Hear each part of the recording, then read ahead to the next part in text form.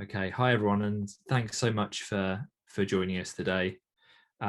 We're just a little bit ahead of schedule, but we thought it was probably a good idea to just get started because we've got lots of talks to get through in this afternoon's session. So yeah, just to begin, I'm Ed, and I'm an academic researcher based at the University of Cambridge, and I'm also one of the co-conveners of the Social Power and Mental Health Conference. We do want to say that the conference covers some potentially challenging topics. We've asked all of the presenters to be mindful and to offer content warnings whenever they're dealing with potentially emotive or distressing topics. But we'd also ask that all of you in the audience be kind and generous with yourselves as well. We want you to navigate the session as you need to. And if that means you need to step away from your screen for a moment in order to do so, then we would encourage you to do that. In challenging times, we think it's really important to care for ourselves just as much as we care for each other. So the conference has been produced in collaboration with a set of local organisations, including CPFT NHS Trust, Lifecraft and QTI Coalition of Colour. But all of the thinking, the planning, the creating for the conference has been done by our steering group. The steering group is made up of local researchers, campaigners and activists with first-hand experience of mental distress, the psychiatric system, or both. Each session of the conference has been chaired by a member of our steering group. And for today's session, I'm really delighted to welcome Elmira, who's going to be our chair. And I'm going to hand over to Elmira now. So over to you, Elmira. Thank you so much, Ed, and hi everyone, and welcome to the session. So my name is Elmira, and my visual description is that I'm a light-skinned woman in my early 40s, and I'm the person who speaks with a non-English accent, so you can keep track of my voice. As Ed mentioned, I'm part of the steering group for this conference. I'm also one of the co-founders of QTI Coalition of Colour, a network for Black queers and queers of colour in Cambridge. So now I'm going to ask our speakers to introduce themselves and give a short verbal and visual description. Our first speaker is Nicole McIntosh. Nicole, you're welcome. Hello, thank you, Elmira. My name's Nicole McIntosh. I'm a peer researcher with Mind Charity, and I'm a Black mixed race woman. I'd like to say early 40s now, but I have to say mid 40s. Thank you. Thank you. Our next speaker is Sonji Shah. If Sonji, you would like to introduce yourself. Yeah, hi. Thanks for that. I'm also a peer researcher at Mind at the moment. I'm a white passing mixed race non-binary person, currently with bleached hair, and I'm looking forward to the session.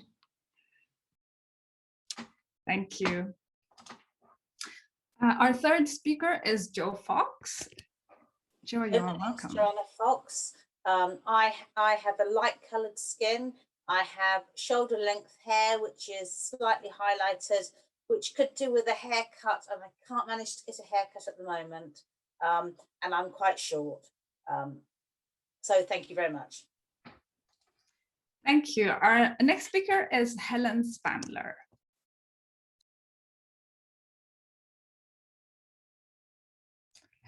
Helen, you're unmuted. Sorry, fatal mistake. Can you hear me now? Yeah. Hi, everybody. I'm Helen Spandler, Professor of Mental Health Studies at the University of Central Lancashire, editor of Asylum, the Radical Mental Health magazine, non-binary gendered. I'm in Manchester with my dog and cat in my home. Thank you. So our fifth speaker, Michael Brown, will be joining us shortly. And our final speaker is Michelle Stewart. I'm not sure if Michelle is here either, so they will introduce themselves and give visual and verbal descriptions later on. So with that said, I would like to introduce our first speakers, Sonji and Nicole, who will be speaking on the title Peer Support and Abolition. Welcome to you both. Yeah, everyone can see that. Okay, welcome everybody, and thank you for joining us. As we are going to start off the session around looking at stigma and survival, and just to introduce myself, as I said, I'm a peer researcher with Mind, and the aim of our research was to follow up on a report that was done in 2013, looking at mental health peer support in England, called Piecing Together the Jigsaw. So funnily enough, that report was Jigsaw 1, and now 7 years later, we're looking at Jigsaw 2, and what does peer support mean in 2021, and what organisations like Mind, who we are actually doing this research for, can do to help sustain groups in the future. And when we're talking about groups, just to say, this isn't statutory or mainstream services or NHS, this is actually community grassroots organisations, just to make that clarification. So our research, and this is following on from the findings in the first report, there were 16 recommendations. Luckily, I'm not going to go through all 16. We're going to actually focus on 3 for our presentation. And those 3 were looking at promoting a range of delivery models for peer support, and really to ensure that we are engaging those that are marginalised by our society, particularly focusing on people from racialised communities, young people classed in the age group of 18 to 25, the LGBTQI plus communities, those living in deprivation, also gender specific groups. We also wanted a way to give power to peer support and community-based groups, and to really advocate their value and give groups the opportunity to actually learn from each other. And also what we're trying to do is actually taking the views and experiences of those with lived experience, taking those forward in order to advocate the value of lived experience, and to actually share that knowledge. So we're not coming from a professional down approach. So in terms of our research methodology, co-production with those with lived experience has been key. And our definition of that has been basically the sharing of power between professionals and people with lived experience. And this is rooted in values of equality, diversity, access, and also rewarding people for their participation. And even though that's kind of, I suppose, in the wider sense of co-production, in terms of the professionals that we've been working with, we're working with Mind full-time staff. But as I said, we've actually been recruited as peer researchers with our own experience of managing struggles with mental issues, mental distress. So from the offset, Mind were really focused on that co-production, you know, being real and not a token gesture. And that is actually about, so that our approach values not just knowledge production, but also the knowledge merging from diverse lived experience. And as I said, all the peer researchers, the authors involved were recruited with that lived experience. In terms of my background, I've had to manage depression, anxiety from a young adult, and also actually being a senior manager in services that I developed services for young people and vulnerable families around mental health. It's actually interesting to see that although the actual delivery of those services ensure that people are getting the support, actually staff and managers who have that lived experience sometimes don't get the support and around the trauma or issues they have to deal with day to day, unless in a crisis situation. One of the other things with this research is that we're drawing on our personal and professional contacts, again, having that lived experience. And also that the peer support has actually been built in for us. So the work that we're actually doing is being valued, and that we're all getting together to basically support each other. And the co-production of that report, we've been doing interviews with all different kinds of groups, which Sonji will go into with a little bit more detail. The range of groups has been amazing. I've interviewed youth groups, specifically young people, ethnic minority young people affected by gangs and violence. I've worked with housing association residential groups aimed at particular groups in the community. So we will talk a little bit about that later on. And also we are actually going to do a learning event where we're bringing people together to actually share that learning and see how people can actually support one another. And one of the findings, which I think when Mind obviously commissioned this report, it wasn't during COVID. We were actually employed in November, which was obviously well into November 2020, which was well into obviously lockdown. But I think one of the things that I found out from the research is that the discussion of mental health and well-being has actually been brought into people's homes, and in some levels has actually broken down some of the stigma because of those conversations. It's also highlighted, the pandemic has highlighted that mental health, both mental, the well-being, mental illness, as well as support and recovery, is actually a community issue and needs a community response. Also, a lot of community peer support has actually stepped in where mainstream services have left significant gaps, especially during COVID. And also that the range and accessibility of support has really expanded. Obviously, the face-to-face hasn't happened, but people have been really innovative around social media and really allowing people the anonymity, excuse me, I can never say that word, has really been key for people to feel able to open up and maybe talk about some of those issues in confidential spaces. And also my last point is that found really that the views of the people we've talked to is that mainstream provision, medical provision, NHS statutory provision cannot replace community provision and support, and that organisations, commissioners, we really need to be able to have more sustainable provision that's being led by those with actually lived experience. And it's at the heart of the design, the development, and leading those those groups to support their community. And now I'd like to hand over to Sonji, who is going to take over from here. Thank you. Thanks, Nicole.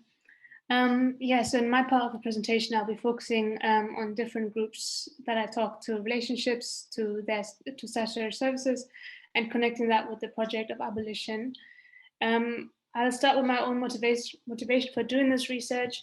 I used to work as a trans officer at a students' union at a London university, and often trans people would come up to me and tell me of their struggles, which were often based on complex trauma and frustrations with getting support.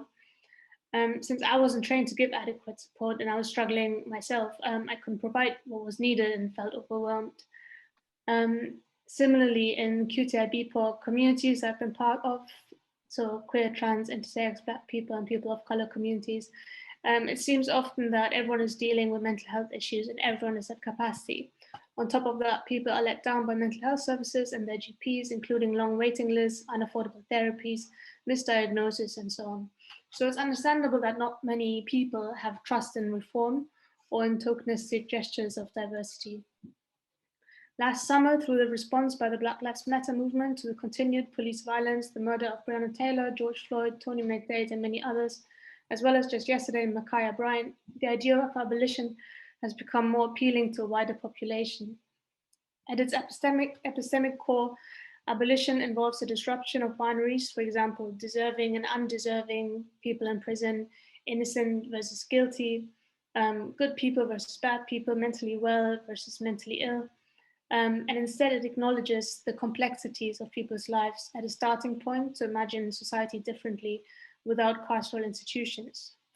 While the focus is often on abolishing the police and should be as well, there have been, it's been pointed out that there are many similarities between prisons and psychiatric institutions. For example, the overrepresentation of Black people and people of color, a disregard of trans and gender non-conforming people, solitary confinement, medicalization, physical restraint, among others. So building alternatives to carceral structures means to strengthen community support. And our research has been to look into how peer support can be built sustainably. Put the next slide. Thanks. So for Jigsaw 2, we want to widen the scope of peer support to acknowledge community support that may not be framed around the language of mental health. So for example, I was talking to a reading group, a contemplative practice group, a project group on digital exclusion, a cabaret group, and people collaborating with undocumented migrants. In the interviews with different support groups, whether they use the language or not, we asked, how do you define peer support? And it became quickly clear that there are many different forms, sometimes requiring similar identities, backgrounds, and or different similar experiences, sometimes organized around similar interests. And some groups also said they define peer support as an attempt to disrupt hierarchies. So widening the scope meant that many more questions emerged. Some of them are here on the slide. So for example, as a paid facilitator, a peer, how do you deal with power dynamics within groups? Would peer support be necessary if connections grew more organically in a less isolated society, and how would we get there? Is the long-term goal to have more peer support groups or better institutional support, or both? And how can peer support within institutions remain user-led?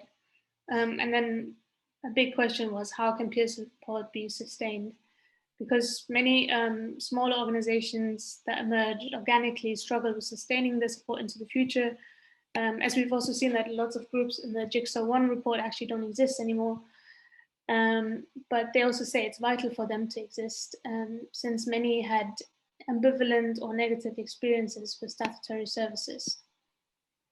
So in the next slide, there's just a quick trigger warning of state violence, abuse, and swearing. So a few examples of people, different groups that I've talked to. One person who started a Black queer youth group talked about the lack of services catered to Black queer youth and the challenges around funding and on capacity. They said, most people who are on the team have multiple jobs or projects just because, you know, that's just the nature of being Black and LGBTQ. There's just a lot of things you're responsible for. Another person involved in an East and Southeast Asian queer group said that, quote, in the pandemic, we were even more aware than usual that the state doesn't care about any of us and people in our communities. And they also struggled with capacity. And then finally, a white person who founded a queer peer support group for people with trauma from psychiatric systems said, fuck the ideas that you're wrong, that you're ill, when you've had valid emotional responses to distressing experiences. They added, we don't want to mirror any power disparities that the mental health system has. So what these responses show is that there's a lack of positive interactions with state services, and either a prior understanding to rely on community or to create community in response to state violence. It shows that peer support can emerge organically and even define a community. What the interviewees also stress is that there's a need for trauma-informed care and training for people within communities, for example, to act as first responders. Generally, they express that the work needs to be valued through unconditional funding grants and wider breakdown of stigma. Many interviewees said that statutory services need to be more inclusive, but also redistribute resources to people already doing the work. Sorry, I'm rushing a bit. I think I'm a bit nervous.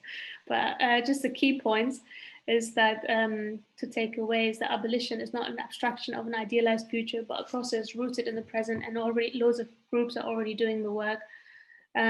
Peer support isn't just standing in for institutional failures, while lived experience form valuable critiques of oppressive systems while creating something else.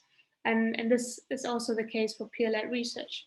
Importantly, abolition of carceral structures doesn't mean that there are no good experiences with mental health systems. So for example, the Disability Visibility Project says, we believe that the good part of positive experiences in psych institutions could be replicated and improved upon within respite centers and other innovations in non-carceral healing spaces. So basically, what came out is that there's no one-size-fits-all approach, but that there are evolving multiplicities to resist a universal solution. Yeah, that's it. Thank you.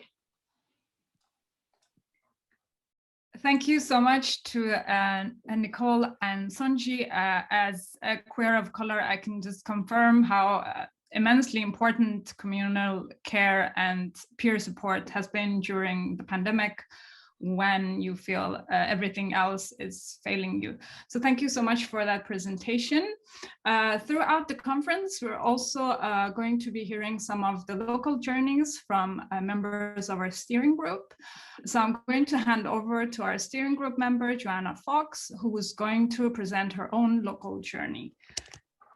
Over to you. Could you bring up my presentation, please?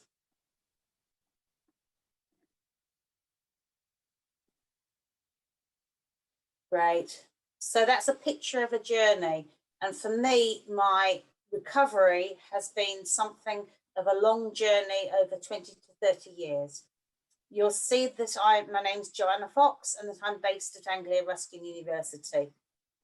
Being based at university is for me the pinnacle, the high point of my recovery, and something I'd always dreamed of. And actually being a senior lecturer at a university is my dream. And I'm going to tell you a little bit about my journey to becoming a senior lecturer in social work. Next slide, please, Ed. So the beginning, I did very well at school. I got very good A levels. I tried to get into Cambridge University, but didn't. So I studied at Durham University. I think my studying at Durham University was very much linked to a disappointment. So that impacted upon my sense of well-being and my sense of self-esteem. And I felt a bit of a failure. I worked very hard at Durham. I'd had a year out in Germany where I'd fallen in love and hadn't been reciprocated. When I got to Durham University, I worked very hard, but I had a very broken heart. I found that I started to lose touch with reality, and I developed psychosis in 1990. I started hearing voices, getting very paranoid, very terrified of that people were hearing, that I was hearing voices, thinking that I was demon possessed. So I had a short voluntary stay in the hospital. I remained studying, but experienced ongoing symptoms and paranoia, and was eventually diagnosed with schizophrenia, which was to me a diagnosis of exclusion that I didn't understand. And I still had the same stigma and the same kind of beliefs that people think about split personality of schizophrenia. So I had much of that stigma. Next slide, please. However, as part of my experiences, I was very supported. I was living in a college which had a Christian ethos. It was St John's College, which also houses the training of Methodist and Church of England ministers. So I developed a faith. I felt very supported. And I wanted to give back to something. I wanted to be able to use my experiences for a purpose. So I saw my mental illness, my mental ill health as having a purpose. So I chose to undertake social work training, and I became a social work student at Anglia Ruskin University in 1995. However, the social work course is a very difficult course. It's not just an academic degree, it's also a professional qualification, and I was failing as a social work student. However, at the time, there was a professor with lived experience of his own mental health problems who worked at the university. He was an innovative figure way before his time who talked about being mad and proud. And I was infected by that passion, by that belief that I could be mad and proud. So I undertook a placement with a professor with lived experience. That completely changed my view of mental ill health. I could believe that I could be a social worker, I could use my experience of positivity. Next slide, please. So I learned to find a passion. I realized that it was acceptable to be mad and still a professional. And he encouraged me to write a chapter with him in a book about student mental health needs. And I began to realize that being a mad person, and I use that terminology with determination, because that is how I define my own mental health problems. It's a term which I can hold on to, which is something that I define myself. So that I understood that being mad could be part of my identity. It could be something that I could use to change things. So I worked in research for 3 years. Then I moved to Barnet in North London, where I worked as a carer development officer, working with mental health carers, using my experiences to tell mental health carers that there could be positivity in mental ill health, that people could live lives and they could recover. And I undertook a Master of Arts in Social Work and eventually a PhD, where I learned about the recovery approach. Final slide, please. So I became a senior lecturer in social work in 2012 after completing my PhD. And for me, this was a dream come true.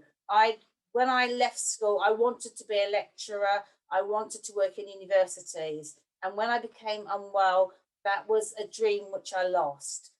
But through my journey, I learned that it was acceptable to combine lived experience and professional identity. So I had a passion for change. I had a passion to wanting to change attitudes, to say that you could live with mental health experience, and that could be part of your academic identity. So I write a lot about my lived experience and use that at the centre of my research and my training of social work students. However, it's not always easy. It's important to remember that it's easier to talk about experiences from a position of strength. When I'm feeling well, when things are going well, that's okay to talk about experience. However, I also have to admit, at times I have anxious moments, I have wobbles, I have difficulties with my mental ill health. And then from a position of weakness, it's harder to be positive. It's harder to be, for lived experience is acceptable if you're managing. However, if things are difficult, that's when lived experience in a professional identity seems to be less acceptable. But for me, I write about it all. I see my recovery as a journey with forward bits, some back bits, but I try to always think of it as a learning journey. And for me, my mental health is something that I use to change services, to teach social workers about the acceptability of lived experience, and that it's important. So final slide, which just has my contact details. If you want to read anything which I've written a lot about lived experience in first-person narratives. Please just search on the search gate for Joanna Fox. And if you want to read any articles which don't have full text availability, please contact me, and I'm happy to share my articles with you. Thank you very much.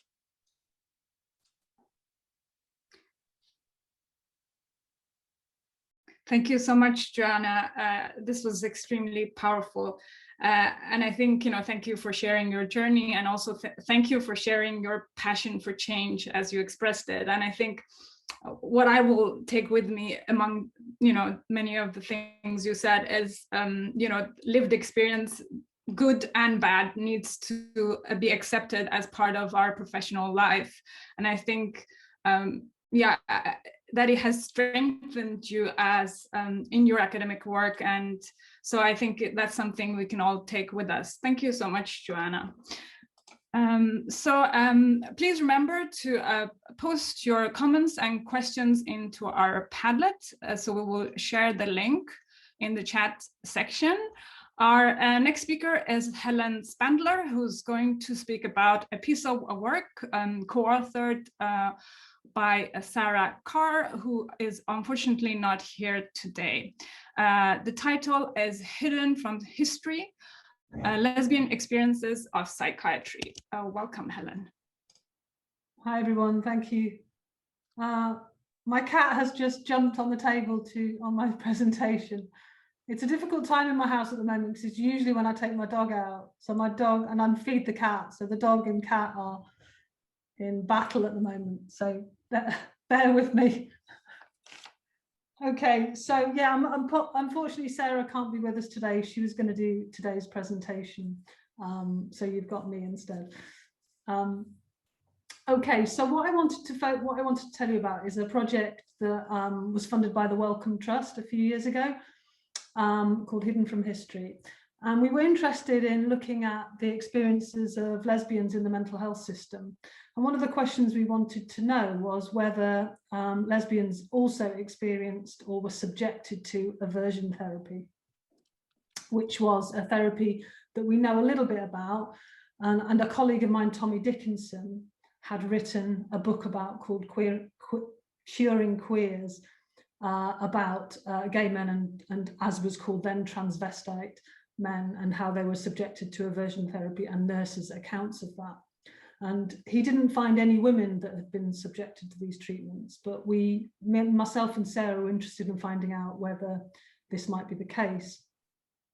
As you probably know, both male and female homosexuality was seen as a mental illness in the DSM, and more widely than that up until 1973, and later than that in the World Health Organization. I've just actually forgotten to share my screen, so I'll just put that up now. There we go. I just wanted to share some, yeah, thank you, some images from, these are just circa, it's just 3 images from an artist we worked with on this project, the phenomenal Dolly Sen. So you don't have to look at me, you can look at her images instead, and I'm going to refer to her later. So yeah, as you probably know, yes, so male and female homosexuality was both considered a mental illness as under sexual deviation. But what we were interested in is not, I know there's been some focus around conversion therapy in the last year, and a ban on conversion therapy.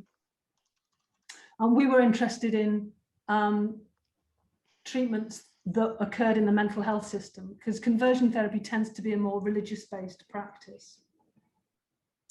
The legal situation around male and female homosexuality was quite different. So whilst gay men were criminalised for sexual activity, lesbians weren't. And that's one of the reasons why gay men were often, well, not often, but sometimes subjected to aversion therapy, because it was offered to them as an alternative to prison. So if they were arrested for homosexual activity, they could either, the option was prison, or sometimes they were offered treatment. This didn't. Sorry, Helen.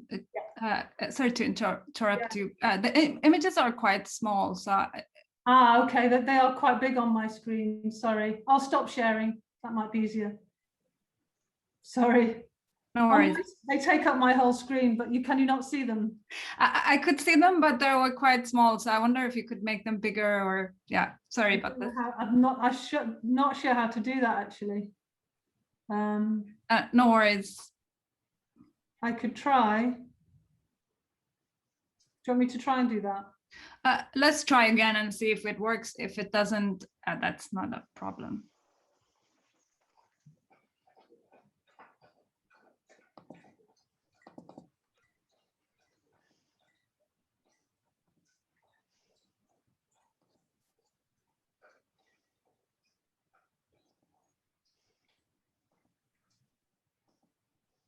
Yeah, I don't know how to. Okay. That's fine. Thank you, Helen. Sorry. Yeah, I don't know if it's going to work. Sorry about that. I should never try and play with technology. It never works. No worries. Sorry, apologies, everybody. Okay, so this was part of a broader Hidden from History project, which sought to add women's perspectives to LGBT history, and also accounts of women's activism and lesbian and bisexual women's activism around the pathologization of sexuality. So it contributed to LGBTQA plus history, women's history, and mental health service user and survivor history. So how did we approach this research? Well, rather than doing kind of clinical psychiatric case study approach, which we wouldn't have been able to do anyway, because records weren't kept of people's sexuality or these kinds of treatments either, we decided to do a bottom-up archival study looking at LGBT archives, including lesbian magazines, zines, and LGBT anthologies. Sarah was going to talk here today about how female homosexuality was constructed, socially constructed differently. I'm not going to talk too much about that because Sarah's working on that at the moment. But one of the things I will say is that whilst gay men were seen as kind of criminalized, women's homosexuality was seen much more of a social and moral problem in and around. They were unable, and there were concerns about them not getting married and having children.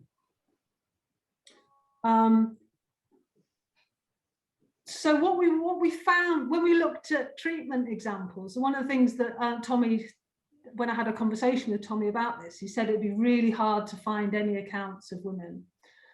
We looked in the archives, and we spent quite a lot of time in the archives trying to see whether examples. We didn't want to find examples, but we did find some, and we found a range of different experiences of women in the mental health system, but they were quite isolated examples. So we found isolated examples of women receiving ECT, LSD, insulin chemotherapy, as well as quite a few examples of psychotherapy, hypnotherapy, and 10 examples of aversion therapy we found in the literature. It wasn't always easy to establish whether some of these treatments were specifically to reorientate a woman's sexuality. Some of them might have been for underlying other conditions or conditions related to homophobia or other issues. However, aversion therapy was specifically used at that time to treat homosexuality. It wasn't the standard treatment at the time, but it was used to treat homosexuality and cross-dressing. As I don't know if people know what aversion therapy is, it involves either giving a person drugs or electric shocks when they see naked or sexualized pictures of the same sex.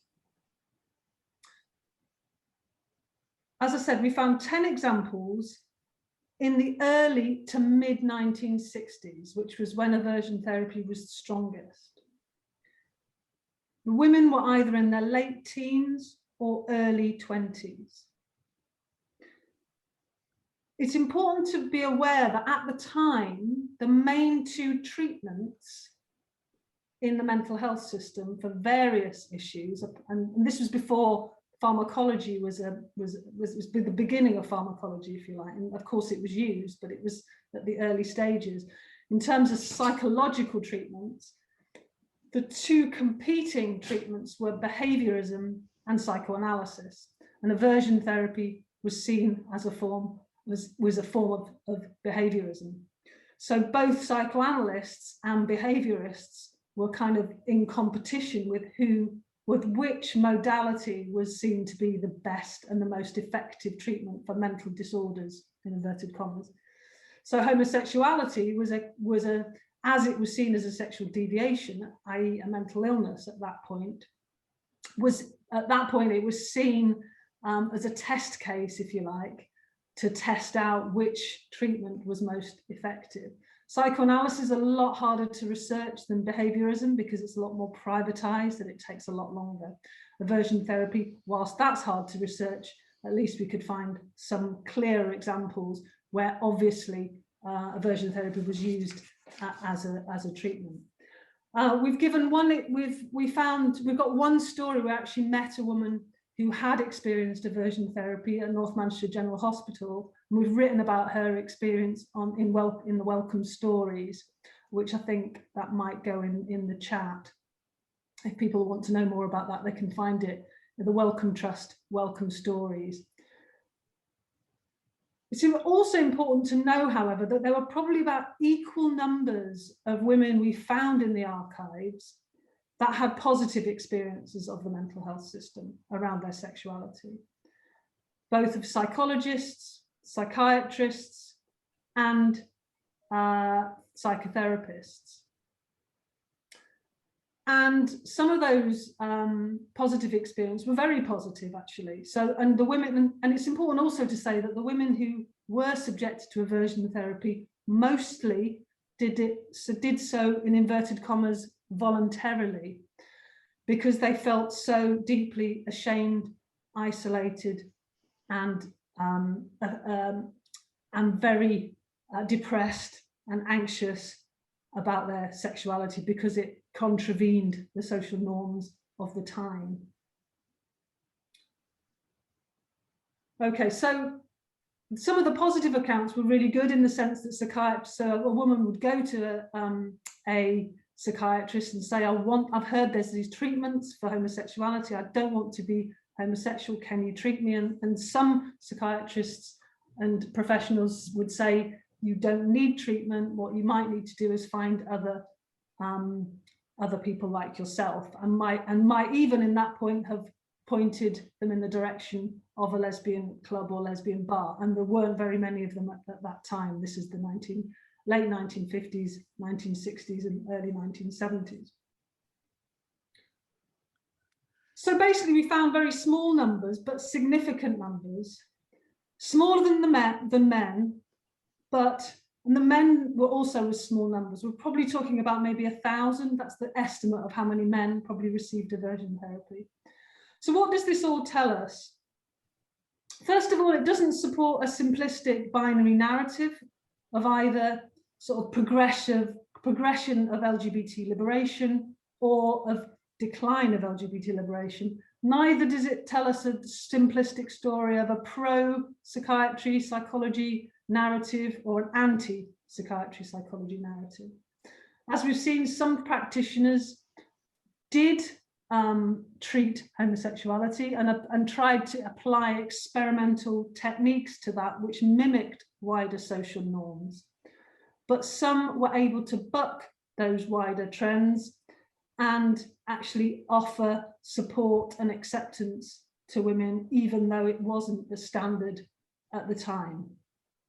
And I think that's important to recognise for today's practice as well. The other thing to say is that most histories have been white, Western, cisgendered and male. So what we've tried to do is add women's perspectives to this, but we also need to add more intersectional histories.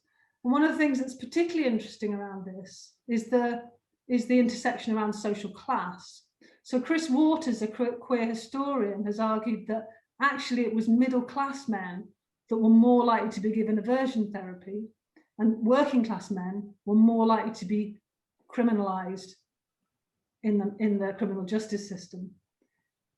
We didn't have enough cases of women to be able to make that argument because there's so small numbers, but it'd be interesting to explore that further. It'd also be really interesting to explore the experience of people who might have been subjected to conversion therapy, which might not have occurred in the mental health system, but outside the mental health system, which, as we know, unfortunately, is still legal in this country. You may be interested to know, I don't know if people followed my restorative justice talk earlier in the day, but the British psychiatry has finally apologised for its treatment of homosexuality. In 2017, it issued a formal apology. The other thing that's interesting to look at is BAME and trans and non-binary people's experiences. Because we didn't look specifically at that, and it's hard in the 1950s and 60s because trans and non-binary wasn't kind of talked about in those terms, and it's hard to establish what was happening to trans and non-binary people and whether they might have been subjected to aversion therapy. We certainly know of some cases where trans people were treated with aversion therapy, but not, and it's really hard to establish this in relation to women's experience, because in this case we need to look at trans women's experiences. There's a danger of this narrative of using the the issue that some women voluntarily asked for things like aversion therapy, to question people's approach now for gender confirmation surgery. I think that would be a grave mistake because the situation is very different. And the main thing to consider in relation to this is the wider social mores and wider social norms and values. And in that situation, trans and non-binary people who are seeking gender confirmation therapy are doing it not to fit into wider social norms. And it's actually a much harder thing to approach. So it's something that we can use to attack the trans movement for their right for surgery. It's a very different issue. So just want to finish by saying that Dolly Sen, the artist whose work I wanted to show you and made a hash of showing you, has now got a project that hopefully I'll be working with her on about queering medical archives and collections in relation to madness and LGBT history. So watch this space in relation to what she might be doing in relation to that. And if you're interested, please get in touch. And apologies for the sharing.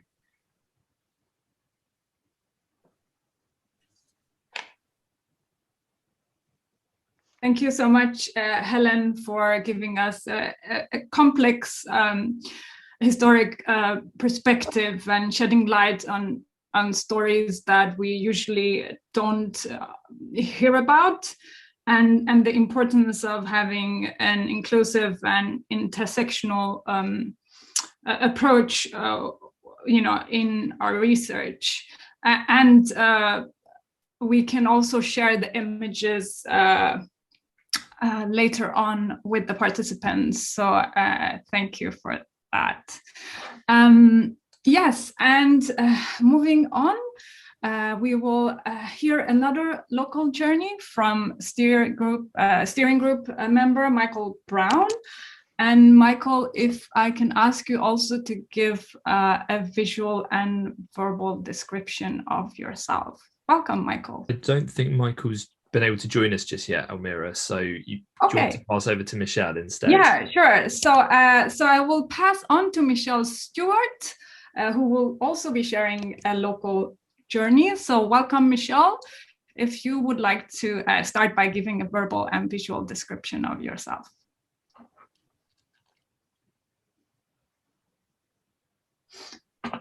Is Michelle with us? There, but Hi, Michelle. We heard you for a second there. Do you want to try unmuting again? yes. Oh, there you are. Yes. Yeah, there you are, Michelle. Welcome. Sorry, I was just having a short break for about 2 seconds. Your and then video is switched off at the moment. So if you would like to switch it on, but your microphone. Can you hear me now? Yes, we can hear you. No worries. Brilliant. I can hear you. Okay, so can I start now? Yeah, so your video is switched off, but that's fine. Yeah, you can start. We just can't see you. I can see you now. That's great. I can see you now, Michelle. Brilliant. Okay. So my name's Michelle Stewart, and 6 years ago, I was diagnosed with bipolar 1 disorder out of the blue. I was visiting my parents for the weekend, and whilst I was there, I became very tired and I became very quickly unwell. So I went to bed that evening, and the next day I woke up in a psychiatric hospital, Fulbourn, that's local to Cambridge. And during that period that I know nothing about, or can't remember, I became very unwell very quickly. My parents called a GP that came along and gave me some tablets to take, which I didn't take. At this stage, I wasn't drinking, getting dressed, sleeping, or the usual things that you do. So then I had the following day a locum psychiatrist that said I needed to be in hospital urgently, and I was left another 24 hours. And by this time, I was very, very violent, breaking up things in the house. My brother drove from Yorkshire to try and help me, but it was too late. So that the police were called, and it took 4 men to restrain me. I was put in the back of a police van and transported to Cambridge police station, where I was in a cell for 6 to 7 hours. Apparently the police were brilliant. They rang my family every hour and said what was happening.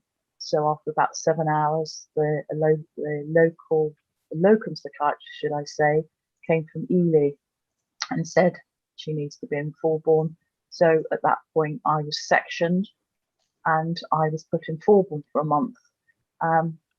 Fortunately, I really don't remember this dreadful time. The thing I do remember is waking up in Fulbourn after about a day. I was very heavily sedated. I had very red indents on my wrists, and the first thing I thought was, I've tried to commit suicide. Why would I do that? Because I've never had any mental health issues. So then I realised somehow I've been restrained to get where I was. It was very difficult because family and friends visited that I didn't recognise anybody, whether it was because I was suffering a severe psychosis or it's the drugs, I'm not sure.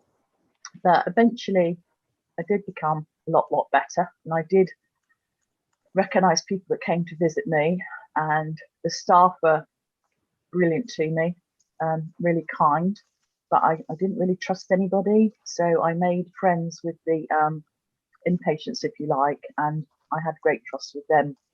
So eventually I was allowed to go home, and I was only allowed to leave if my family said, yes, we'll take her back again after what happened. So the crisis team visited every other day and were absolutely brilliant. They took me out some days. I was very nervous about going out and still acting inwardly anyway, very, very strange. So they came and saw me for 2 weeks. And then I had a brilliant community psychiatrist. And my first meeting with her was when I went into her office. She said, "Hi, Michelle, I will get you better." And I was just so relieved and so happy, because I still didn't know what had happened to me. I knew nothing about bipolar. I knew nothing about what it would mean if you had severe psychosis. So I was just so relieved to be in her care. I saw her for 3 years. She made me better. I was very sad when we had to part and say our goodbyes. So I was off work for a whole year. I had been a researcher for the university, but I couldn't even read a sentence, or I couldn't talk properly. My speech was very very fast, to say the least. So it took me a year really to get better. So I became involved in different sort of mental health research projects in Cambridge, and eventually I went on to do some research at Fulbourn Hospital, which covered Peterborough and sort of local mental health clinics as well, where I devised my own little project looking at physical and mental health. So I was allowed to go into the wards, and when I visited Fulbourn, I think it was the hardest thing I've ever had to do, was go back to those wards where I knew I'd been a patient, because by then I sort of recognised a couple of nurses and doctors. But I have to say it's been the most satisfying and rewarding project I've ever been involved in. And the patients that I saw, they really opened up to me. I'd explained that I was a service user and I'd been where they were.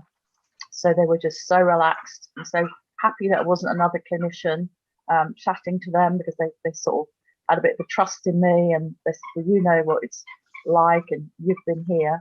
So it was really, really rewarding. And since this time, I've remained really, really well. The only sort of hiccup, I should say, I had was when the pandemic started last year and last March. I thought again I was going into psychosis, because that's how it had started, that, you know, you're not in reality and weird things are happening. But I had a lot of reassurance that the pandemic is happening and you're not imagining it. So after a huge anxiety, I sort of yeah, realised I was in the real world. So I hope to go back, as I say, and do some more research when the pandemic is over. So yeah, basically that's what happened to me. It was a very, very frightening time. I've never been so frightened in all my life, but I've learned a lot about bipolar, a lot about psychosis, a lot about mental health, and hopefully be able to help other people. So yeah, thanks for listening. Thank you so much, Michelle, for sharing your story and how you were able to use your lived experiences in providing support and building trust with other people with similar experiences. So thank you so much for sharing that with us. And now to our final speaker for this session, Michael, if you would like to start by giving us a visual and verbal description of yourself. Welcome, Michael Brown. Hello, nice to see everyone, or not to see you. Yes, I'm 5'5", short black hair, green eyes, and I wear glasses, and I have a bright yellow t-shirt on. So yes, wonderful to be here. Yeah, so my name's Michael Brown. My pronouns are he, him. I'm a genderqueer gay person. I have a diagnosis of type 1 bipolar affective disorder. So type 1 is where hypomania and mania are the symptoms that are more problematic for me and last for a long time. I have lived experience of anxiety, also psychosis. So for the last several years, I've been involved in research. I've been a researcher on the IBA study, that's imagery-based emotion regulation, for bipolar and anxiety. So we did a clinical trial, which is introducing a new psychotherapy for bipolar and anxiety. So this is based on a previous study that I was also involved in, looking at mental imagery. So the idea that in the past, when we've experienced challenging, traumatic or distressing things, we have those strong mental images, which can be also for positive things too. So therefore, with that understanding, if we're experiencing symptoms that are problematic in the present, thinking back to those mental imagery experiences of the past, talking therapy that's more well-informed of the latest research around that. And this is therapy that should support the person around other needs like medication, etc. But I thought it was quite good that we did this trial over different parts of the country, and hopefully it'll be introduced on the NHS, all being well. Before that, I was involved at Cambridge Medical Research Council, Department for Cognition and Brain Science, MRC-CBU, which was the first study on mental imagery. So I helped edit a book by Emily Holmes. This was on mental imagery, but I thought the book was really good because unusually at the back of the book, it had a lot of resources for patients, and anyone that gets the book, it had resources for medical professionals of how to involve these different talking therapies and new treatments to support bipolar, anxiety, etc., which I thought was very useful. Before I was in Cambridge, I'm actually in Manchester now. I was in Cambridge for 10 years. Before Cambridge, I also did a study at the Spectrum Centre at Lancaster University, and this looked at memory and bipolar disorder. So I was like patient zero for that, and that was the first thing that I was involved in as kind of service user researcher. And then kind of as I progressed to the IBA study, I actually became PPI lead and a paid researcher.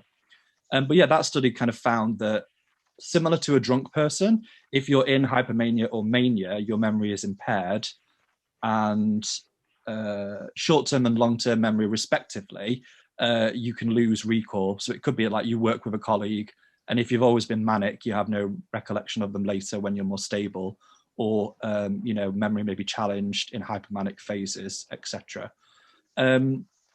So one thing around that, which I thought was interesting, so I was at a conference, which was different researchers in Cambridge, primarily in psychiatry, but in other areas too.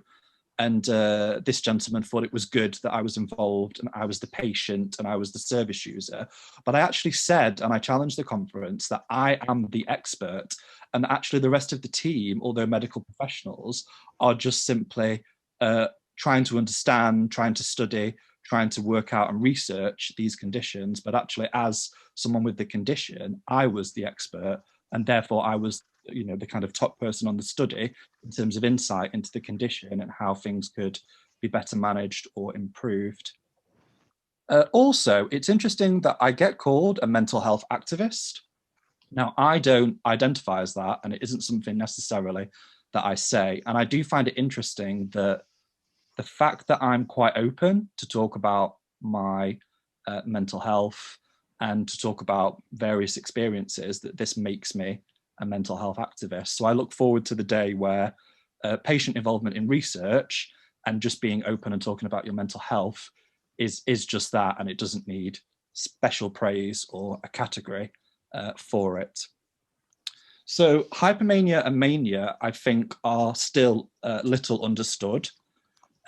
Patients experiencing these mood states, which I do frequently, are the least likely to present, and they can be the most dangerous.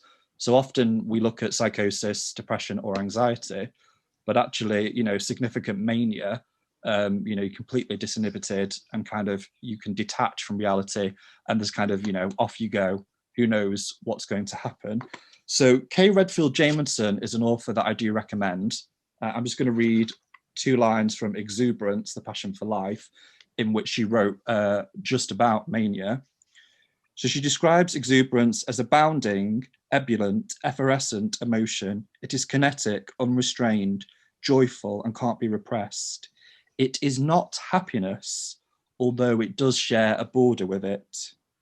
The exuberant move above the horizon, exposed and vulnerable. So I'm quite interested in how we treat elevated mood, how sometimes in psychiatry or in mental health settings, we medicate or look to treat the high. So this could be an ADHD, PTSD, hypermania, or mania. How do we treat elevated mood in, for example, psychiatric hospital, where we're in effect bringing people's mood down? This is quite a complex and at times problematic area to do so. And when people are significantly unwell, how do we support and convince them that actually taking medication or doing a range of different things will actually help them be in a more stable place? So some of my own experiences that I thought would be useful to highlight. So homophobia in a psychiatric hospital. So the very first time I was in an inpatient psychiatric setting is the only time in a medical setting I experienced homophobia. So the admitting nurse who took my blood made lots of references to AIDS and HIV and wore a lot of PPE. And this is 15 years ago, so this is pre-COVID, which obviously made me deeply uncomfortable. And also, there was another patient at the time. He was an alcoholic and was quite a violent patient. He frequently was homophobic to me on the ward. I did appreciate and understand with him that he was very unwell, and he was quite challenging with most people. But obviously, you know, it's unfortunate that sometimes in these settings when you're highly vulnerable, that actually you can still experience homophobia or other prejudice. With bipolar, I've experienced that you can't access certain services due to your diagnosis. So because obviously my mental condition is permanent, and so be it, there isn't a cure, it can just be well managed, it can be difficult to access services to maintain your mental wellness. I think it's often seen that if you have mild depression or anxiety, those patients should be given CBT or therapy, and that if you have a more serious top of the pyramid condition in terms of what the World Health Organization say are the most significant conditions, that actually it can be a barrier to actually getting services that you need to maintain your health or to bring you back down from an episode. It seems that the system, particularly in the UK, is all about crisis and isn't about things that could be more holistic or more maintaining balance rather than letting things get out of hand. A few years ago, me and my husband adopted our son, and I have been helping 2 adoption groups, Proud to be Parents, and New Family Social, where we've looked at the mental health needs of adoptive families and foster care families, their mental health, and how through those challenging processes of social services, and also when they have children placed with them, are their mental health needs being understood and met? And actually the unique set of circumstances you have with adoption and fostering around mental health needs that wouldn't perhaps happen in other settings. So this is something that I've just become involved in, but I am interested to kind of expand on that, and it's something that I'm focused on at the moment. My own personal experience, which I think is relevant, is transition between services. So when I was a young LGBT person, I attended a wonderful youth group, which was great and really positive for me, but there wasn't really a transition into the adult service of that. So up until 16, the youth group, then 18, the adult group. So there's 2 years there where you just fell into a void and there was no handover. Now, patients and other people that I've met during research, I've heard a lot about CAMS, where literally people reach a certain age, it's almost like a timer about to go off that, you know, drop. They're literally just dropped out of the service. And I think it's something that happens a lot. For example, from inpatient to outpatient services, that we need to be ensuring that there's kind of a transition handover from that, so that it can be smooth for the people and benefit both sides.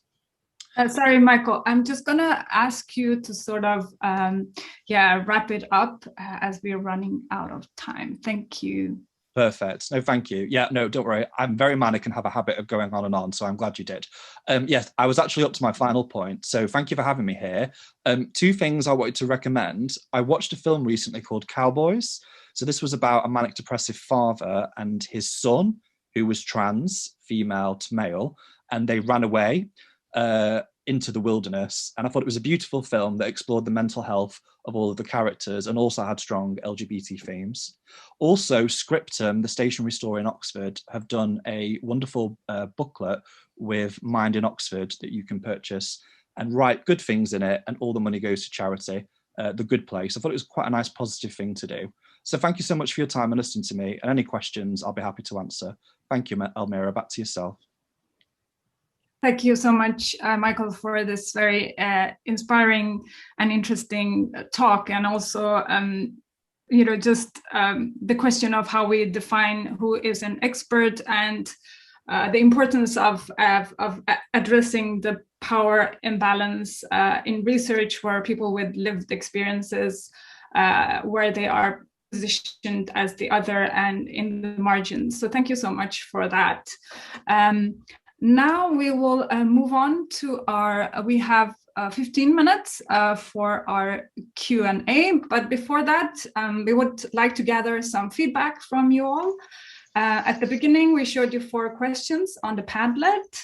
After the conference, the steering group will be putting together a roadmap for mental health, and we will share this with decision makers in Cambridgeshire and nationwide. And this roadmap will build on the themes that have been discussed during the conference. So I'm going to ask those 4 questions again and give you a couple of moments to respond.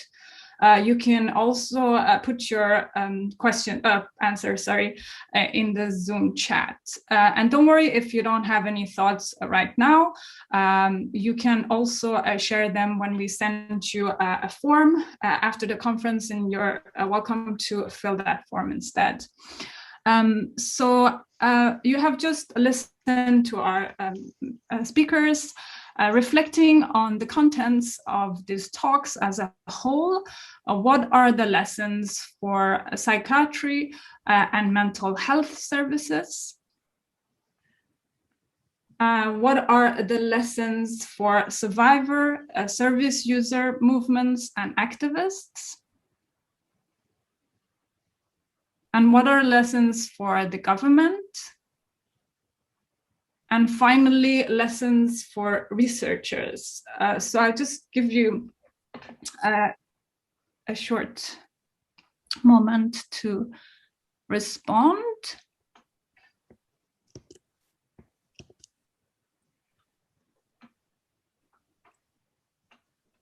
Thank you all. Now, the time we have left, we're going to have a Q&A, and we will have the Zoom chat on, so you can post your questions if you haven't already done so in the Padlet. Post them in the Zoom chat. And to begin with, if anybody is dialing in or of different reasons can't use the chat, if you want to unmute yourself and ask your question, you're welcome to do so now.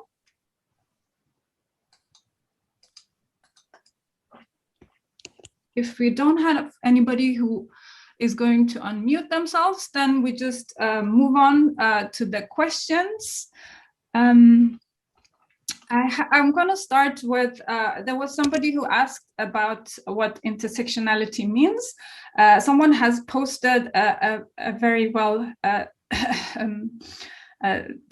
good description in the chat section, so I can just refer to that if that's okay.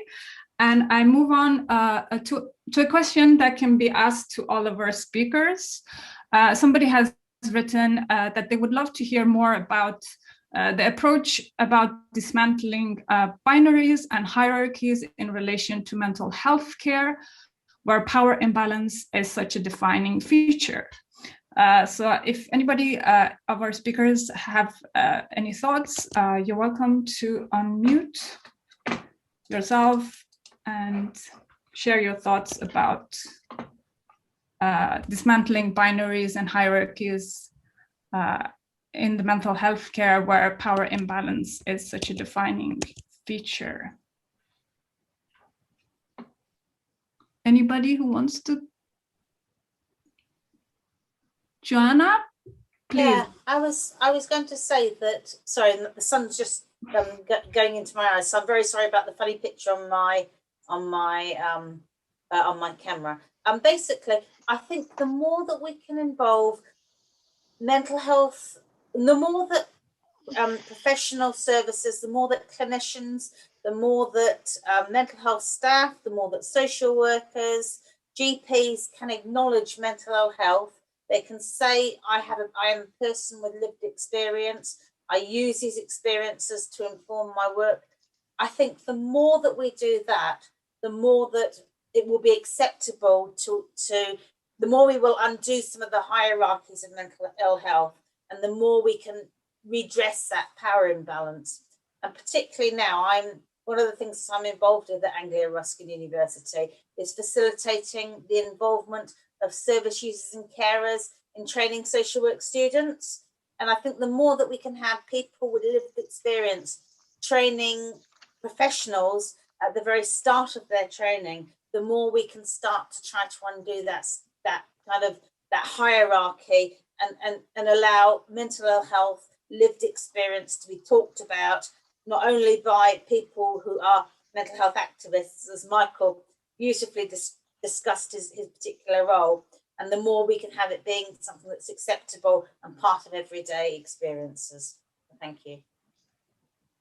Thank you so much, Joanna. Michael, Michelle, Nicole, and Helen, you're also welcome to turn your videos on so we can see you. If no one else in the panel had, Sanji, sorry, yeah, go ahead. Just in terms of peer support, what really stood out for me is that when it was more sustainable, the support, when facilitation skills were shared across in the group. So I think that was one thing also, that people get new skills and sort of feel confident to present and to facilitate. And then, yeah, then it also that people can take breaks, like so that groups grow organically but at their own pace, so that they don't need to just sort of be outwardly facing, but to spend more time with the internal process, really, and with more mutual care within the group rather than just sort of delivering a service. Thank you so much. Anyone else with any? Right, so let's move on to this question is asked to Sonji and Nicole, and the person thanks you for a really interesting presentation. As peer researchers, you have a really important role to play. At the same time, MIND as an organization has been criticized by some activists because it is not peer-led in the way that you are describing. And MIND has also in some places taken funding from user-led smaller organizations. So this person is wondering, sorry, I lost my question there. This person is asking you, how do you navigate your role as peer researchers within a non-peer-led organization? Yeah, I'll take a stab at that. Thank you for the feedback. Yeah, I've heard exactly the same around mine, and like I said, this is only kind of one part of my work. We've been recruited as kind of consultants, I guess. So I'm officially self-employed, but working for MIND as opposed to being employed by them. I totally agree, and in terms of what I'm hoping, remember, we haven't concluded this research yet. So all these findings are actually just myself and Sonji's, although we have run it by the other researchers. The actual full report with findings and recommendations that will go back to MIND, and we have been given kind of strict instructions to kind of take the gloves off if need be, in order, you know, to be really true to the findings of what they wanted to explore. So we can only hope that that obviously happens as consultants. Yes, overall, that is a typical organisation that isn't peer-led. Obviously, they do employ people with lived experience, and I think that's where I think Sonji, we were talking about the kind of relationship between, I suppose, even mainstream, because even though MIND is a charity, they are kind of organised like a mainstream statutory organisation, and I think it's really hard. And what we found in our research is to, once you formalise a organisation or a group, to kind of keep that informal peer-led approach. But what we're hoping is that we can look at that learning and what those peer groups need. Sonji, have you got anything, quickly to add? Just, I don't think we're here, like obviously the research is funded by MIND, but we're also here to criticize organizations like MIND, really, and hope that the recommendations will be heard. And a lot of groups I've talked to are also saying, you know, if there are no internal real changes, then at least there needs to be a radical redistribution of funding. I think, and I agree with everything that Nicole said as well. So thanks for the feedback. Thank you so much for that. So another question for the panel as a whole. How far would you want to go in replacing traditional mental health services with community and peer support? Who wants to share their thoughts about that?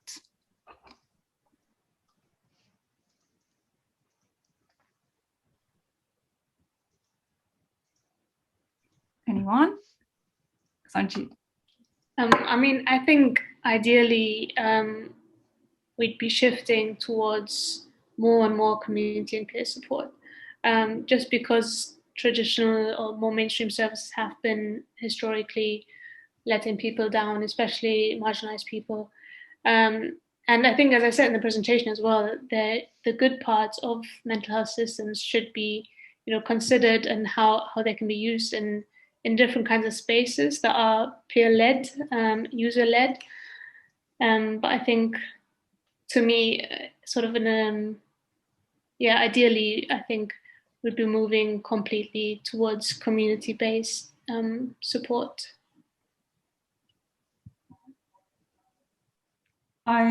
Please. Yeah, I mean, it's a difficult question in a way. I mean, the obvious answer is yes, but I think we've kind of moved away from community services to the so-called recovery model now, which is like we've gone from asylum-based care, post-asylum-based care, community care, and now non-community care. And I think it depends what we mean by community care and peer support, because I mean, good community care and peer support is fantastic, but there are problems with that too. And I think there was another question in the Padlet about this new intervention that's going to try and stop people using A&E because they're overusing A&E and stuff like that. And I think with all these things, it depends what the background context is to them, why the government would be doing it, what's the underlying motivation for these things. And I think so it's about quality and it's also about context. So on the surface, yes, probably quite a long way towards it, but it very much depends on what the motivation and context is. Thank you so much, Helen. We have about 2 minutes, so I think instead of people have asked questions, so I'm going to ask our speakers to also, if you have time, to respond in the Padlet. But if anybody of you has anything that you want to sort of say, to wrap up this session, you're welcome to do so. It could be either about the questions that have been raised or the session as a whole and the speakers you have listened to. So yeah, please. Joanna. I just saw a very kind of interesting comment in the chat about a lady who'd been involved in training newly qualified social workers.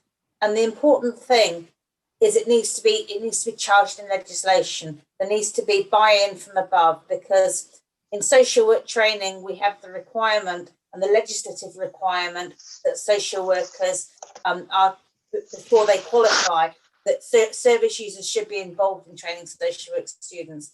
And I think that there's not just bottom-up buy-in, it needs to be top-down buy-in as well. Because if people are told they have to involve service users in training newly qualified social workers or medics or clinicians, then that will happen. So it needs both top-down and bottom-up development at the same time. Thank you. Thank you, Joanna. Yeah, thank you so much. If no one else has anything to add to that, I will wrap up by thank you all for attending, and thank you to all of our amazing speakers. You have given us so much to think about and so much to discuss. So I hope that discussions will continue, whether it is at home, at your workplace, or on the Padlet. So please do share your thoughts and do tweet and give us feedback. So thank you so much, Sonji, Nicole, Joanna, Helen, Michael, and Michelle. And I hope we can